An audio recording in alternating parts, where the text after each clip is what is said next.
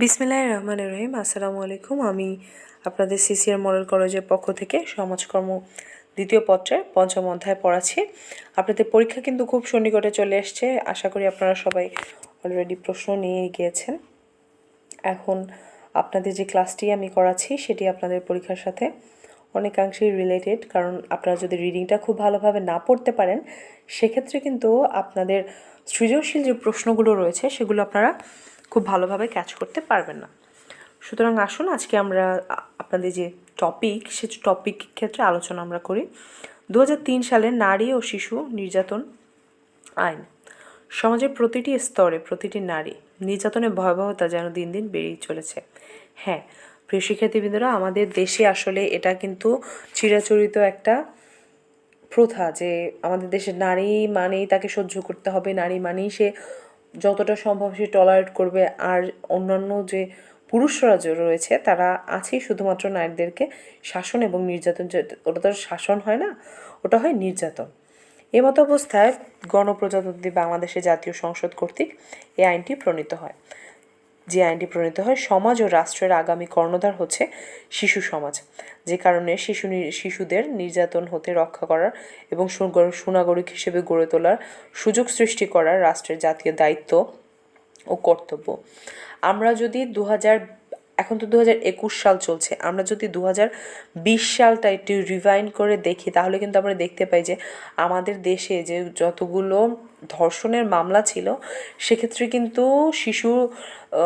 অনেকাংশে শিশুরাও রয়েছে, এবং এই খারাপ একটা প্রভাব কিন্তু শিশুদের ওপরও পড়ছে, যার উপর ভিত্তি করে মূলত বাংলাদেশ সরকার 2003 সালে নারী ও শিশু উন্নয়নমূলক আইন কার্যকর করে, যার মাধ্যমে আসলে আমাদের দেশে যে অন্যায়টা হচ্ছিল নারীদের ওপর শিশুদের উপর এখনও দেখা যায় যে অনেক মানুষ অন্যায় করে নির্বিঘ্নে ঘুরে বেড়াচ্ছে, কিন্তু এর পরিপ্রেক্ষিতে তাদের আসলে কোনো সাজাই হচ্ছে না, হবে হবে বলেও সেদিনও আমি একটা নিউজে দেখলাম।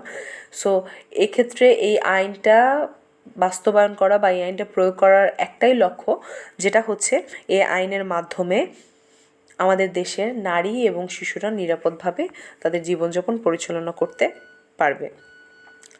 নারী ও শিশুর উপর নির্যাতনের সমাজে স্তরে স্তরে সীমাহীনভাবে বেড়ে যাওয়ার ফলশ্রুতিতে এটি রোধকল্পে এ আইন প্রণয়নের প্রয়োজন দেখা দেয়। নারীর প্রতি এ অব্যাহত বৈষম্য ও সহিংসতা রোধে 1983 ও 1985 সালে পৃথক দুটি আইন প্রণয়ন হলেও তা কার্যকরী ভূমিকা রাখতে ব্যর্থ হয়, যার কারণে বাংলাদেশ গণপ্রজাতন্ত্রী সরকার নারী ও শিশু আইন দমন 2000 সালে প্রণয়ন করেন, যার কারণে আসলে নারী ও শিশু এর অর্থ হচ্ছে 1983 এবং 1985 সালে দুটি আইন আসলে পাশ হয়, যার পরিপ্রেক্ষিতে নারী এবং শিশুদের ওপর যাতে নির্যাতন না হয় সেক্ষেত্রে 2000 সালে একটা আইন প্রণয়ন করা হয়। আমরা মূলত আমাদের দেশে যেসব নারীরা রয়েছে তাদের মূল্যায়নটা খুব কম হয় বা তাদের অধিকার সম্পর্কে খুব বেশি একটা কিছু চিন্তা করা হয় না। মূলত শিশুদের ক্ষেত্রেও সেই একই, আমরা যখন একটা শিশু যখন আমাদের সাথে কথা বলে বা বেড়ে ওঠে তখন একটা শিশুর ক্ষেত্রে আমরা চিন্তা করি আরে ও কি বুঝবে, ও তো শিশু, ও তো বুঝতে পারছে না, কিন্তু আসলে তা নয়। একটা শিশু যা বোঝে বা একটা শিশুর যা প্রয়োজন বা চাহিদা ক্ষেত্রে একটা তার বেড়ে ওঠা, তার শৈশব, তার কৈশোর সব কিছু কিন্তু একটা পরিবারে হয়। সেক্ষেত্রে তার পরিবারের উচিত তাকে তার অধিকার থেকে শুরু করে তার খাদ্য বস্ত্র যে মৌলিক চাহিদাগুলো রয়েছে সে সবগুলো খুব সুন্দরভাবে তাকে দেয়া। কিন্তু যদি পরিবার এক্ষেত্রে দিতে ব্যর্থ হয় তখন দেখা যায় অনেক শিশুকে শিশু শ্রম হিসেবে আমরা যেটা বলি সেক্ষেত্রে তাদেরকে কাজে পাঠানো হয়। এই যখনই একটা শিশু কর্মক্ষেত্রে ঢোকে বা এন্টার করে তখন দেখা যায় যে সমস্যাগুলো ক্রিয়েট হয়, যেটা হচ্ছে যে সে শারীরিকভাবে বা মানসিকভাবে কারো দ্বারা অ্যাবিউজড হচ্ছে। ছেলে হোক মেয়ে হোক, যদি কোনো কর্ত্রী হয় বা যদি কোনো গৃহকর্তা হয় সে কিন্তু আসলেই শারীরিক এবং মানসিকভাবে, সবার ক্ষেত্রে না কিন্তু বেশিরভাগ ক্ষেত্রেই কিন্তু আমরা এই ব্যাপারগুলো দেখে থাকি। এই অ্যাবিউজমেন্টের জন্য তার যে বেড়ে ওঠাটা ওখানেই স্টপ হয়ে যায়, সে আর ভবিষ্যৎ সম্পর্কে খুব বেশি একটা চিন্তা করতে পারে না। এই সব কিছু বিচার বিবেচনা করে কিন্তু আসলে সরকার এই আইন প্রণয়ন করেন। এরপরে যেটা রয়েছে নারী ও শিশু পাচারের সংজ্ঞা। আসলে আমরা কখন নারী ও শিশু ইত্যাদি যে পাচার হচ্ছে, সংজ্ঞাগুলো হচ্ছে, দেখো, যদি কোনো ব্যক্তি কোনো বেআইনি বাণীতে বিবর্জিত উদ্দেশ্য কোনো শিশুকে বিদেশ হতে আনয়ন করেন বা বিদেশে প্রেরণ বা পাচার করেন কিংবা ক্রয় বা বিক্রয় করেন বা উক্ত করণ কোনো উদ্দেশ্য কোনো শিশুকে নিজ দখলে জিম্মায় বা হেফাজতে রাখেন, তাহলে উক্ত লোক মৃত্যুদণ্ডে বা যাবজ্জীবন সশ্রম কারাদণ্ডেও দণ্ডিত হবেন এবং এর অতিরিক্ত অর্থদণ্ডেও দণ্ডিত হতে পারেন। সুতরাং আসলে যে শিশু পাচারের যে সাজাটা রয়েছে সেটা হচ্ছে যে শিশু পাচারে কী করবে যদি কেউ এই কাজ করে, যে কেউ যদি কোনো শিশুকে নিয়ে যায়, ওই শিশুকে নিজের দখলে রাখে বা অত্যাচার করে বা অপহরণ করে বা বিদেশ পাঠিয়ে দেয়, সেক্ষেত্রে তাকে সশ্রম কারাদণ্ডে দণ্ডিত করা হবে, মৃত্যুদণ্ড দেওয়া হবে। যদি সেটা কার্যকর না হয় তারপরে যাবজ্জীবন দেওয়া হয়, যাবজ্জীবনে যদি কার্যকর না হয় তাহলে সেক্ষেত্রে তাকে মোটা অঙ্কের একটা টাকা তাকে দিতে হবে।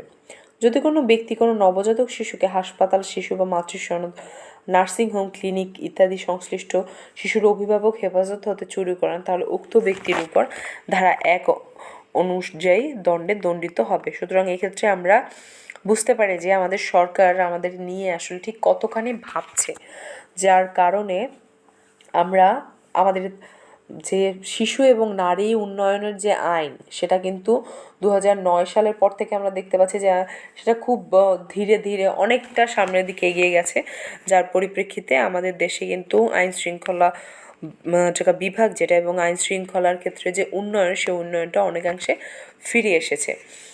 অপরাধ আসলে অনেক প্রকারই আছে, কিন্তু নারী ও শিশু নির্যাতন অনেক সময় পরিবার থেকেও হয়, আবার অনেক সময় বাইরের মানুষ থেকে হয়, কিন্তু ম্যাক্সিমাম ক্ষেত্রেই পরিবার থেকে কিন্তু নারীরা বেশি নির্যাতিত হয়। তাদের নির্যাতন কিন্তু তারা কখনো মানুষের কাছে শেয়ার করতে পারে না বা বলতে পারে না। এই নির্যাতনের ওপর ভিত্তি করেই কিন্তু তাদের মানসিকতাটা ওখানেই আসলে থেমে যায় এবং তাদের মানসিকতা সামনের দিকে আর বাড়তে পারে না। এরপরে যেটা রয়েছে নারী ও শিশু অপহরণের সংজ্ঞা। কী সংজ্ঞা রয়েছে? যদি কোনো সংজ্ঞা 5 উল্লিখিত কোনো অপরাধ সংঘটিত উদ্দেশ্যে কোনো নারী বা শিশুকে অপহরণ করে, তাহলে উক্ত ব্যক্তিকে যাবজ্জীবন কারাদণ্ডে অথবা 14 বছরের সশ্রম কারাদণ্ডে দণ্ডিত করা হবে। এর অতিরিক্ত অর্থদণ্ডেও দণ্ডিত করা হতে পারে। সুতরাং প্রিয় শিক্ষার্থীবৃন্দরা, আপনারা আসলে নারীর যে অপহরণ বা নারীর যে অবমূল্যায়ন, সেটা আসলে কতটা চরম পর্যায়ে পৌঁছে গেলে সে একটা দেশের ক্ষেত্রে, আমরা যদি ইউরোপিয়ান কান্ট্রিগুলোতে দেখি তাহলে কিন্তু আমরা দেখতে পাই যে না, ওদের দেশে আসলে ওদের চলাফেরা ইসলামিক মাইন্ডেড নয়। ইসলামিক মাইন্ডেড না হওয়ার কারণে আসলে ওরা কিন্তু অনেকাংশে, আমরা নাস্তিক যেটাকে বলি, অনেকাংশে ওই ক্ষেত্রেই ধাবিত হয়। কিন্তু আসলে নারীর, ওদের কালচার ওরকম, কিন্তু আমাদের কালচার ভিন্ন। আমরা আমাদের দেশে ম্যাক্সিমাম মানুষই আমরা ইসলাম ধর্ম গ্রহণকারী মানুষ এবং আমাদের কালচার অনুযায়ী আমাদের যে নারীর ক্ষমতায়ন যেটা এবং নারীর যে অধিকার, সেটা কিন্তু ইসলাম ধর্মে খুব সুন্দরভাবে বলা আছে যে প্রত্যেকটা নারীকে তার ন্যায্য অধিকারটা দেওয়া উচিত এবং সেটা তার হক। আসলে এই আমরা যদি আমাদের জীবনধারায় যদি আমাদের সুন্দরভাবে সমাজে ইসলামের চর্চাটা খুব ভালোভাবে চলে আসতো, তাহলে কিন্তু আমাদের ব্যক্তি সমাজে বা সামাজিক সমাজে এত সমস্যা থাকতো না। কিন্তু এক্ষেত্রে আমাদের এখানে যেটা টপিক সেটা হচ্ছে নারীর ক্ষমতায়ন বা নারীর কীভাবে ভালো হবে বা নারী কীভাবে ভালো থাকবে। সেক্ষেত্রে অনেক আইন এখানে দেখানো হয়েছে, যে আইনগুলো আসলে প্রেরণের মাধ্যমে নারীর যে উপর যে অত্যাচার, সেই অত্যাচার থেকে কিন্তু নারী মুক্তি পাবে। কিন্তু আমাদের শুধুমাত্র যে নারীর অত্যাচার থেকে তাকে মুক্ত করে দিলেই কিন্তু সেখানে কাজ শেষ নয়। তারপরও তো তাকে বাঁচতে হবে, তারপরও তাকে সমাজের ভেতর থেকেই বাঁচতে হবে।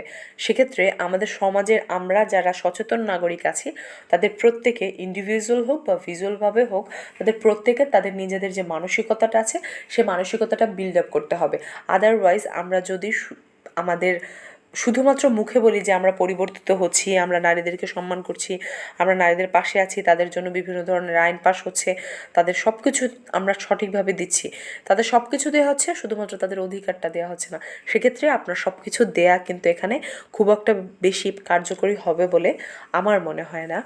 সুতরাং নারীদের উপর অনেক বেশি দায়িত্ব থাকে, নারী মানে অনেকটা দায়িত্বের ভেতর থেকে নিজেকে নিয়ে যাওয়া, এই সব কিছু মিলিয়ে নারীদের মধ্যে যে গুণটা রয়েছে যেটা আসলে পৃথিবীর কোথাও নেই। সুতরাং আশা করি আপনারা আজকে আমার যে সংক্ষিপ্ত ক্লাসটি, সেই ক্লাসটি বুঝতে পেরেছেন। আপনারা সবাই ভালো থাকবেন, সুস্থ থাকবেন। আপনাদের সকলকে ধন্যবাদ। আসসালামু আলাইকুম।